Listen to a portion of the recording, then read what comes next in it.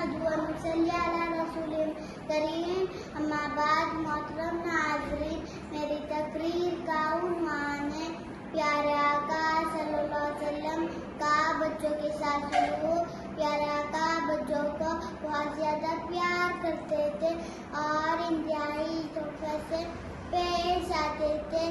بچوں کے پاس سے گزرتے تھے، بچوں سے ملتے تھے تو ہمیشہ انہیں سلام کرتے تھے۔